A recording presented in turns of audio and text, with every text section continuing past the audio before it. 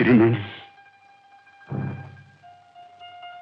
രഹസ്യങ്ങളൊക്കെ പുറത്താക്കിയിട്ട് വന്നിരിക്കണു ഏഭ്യൻ. ശരി ശരി, താൻ ഇല്ലത്തേക്ക് എന്നോളൂ. അങ്ങോട്ട് വരിക.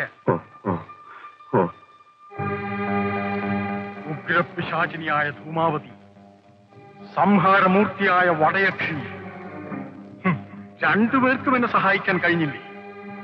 അപമാനം. അവന്റെ അശ്രദ്ധ കൊണ്ട് രക്ഷസിന് മായയായി മാറാൻ സാധിച്ചു. അല്ലായിരുന്നെങ്കിലോ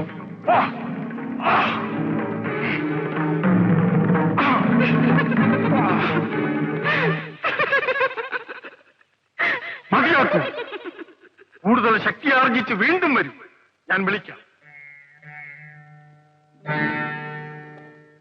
കൊച്ചമ്മയും കുട്ടികളും ഈ രക്ഷായന്ത്രങ്ങൾ ധരിച്ചോളൂ.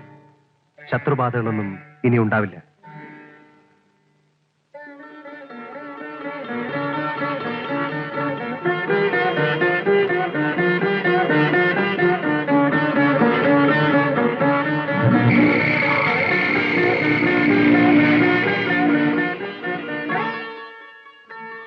മോളെ കാർത്തികേ, നീ വല്ലാണ്ട് പേടിച്ചു പോയോ?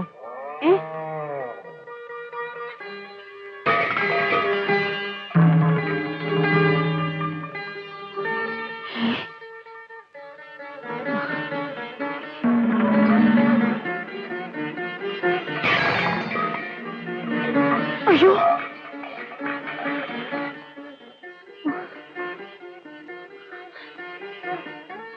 കൊച്ചമ്മ ഇതെല്ലാം കണ്ട് വിഷമിക്കാണ്ടിരിക്കൂ.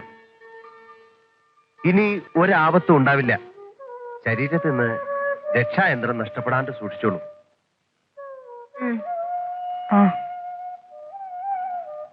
ഞാൻ പോയി വരാം കൊച്ചമ്മേ.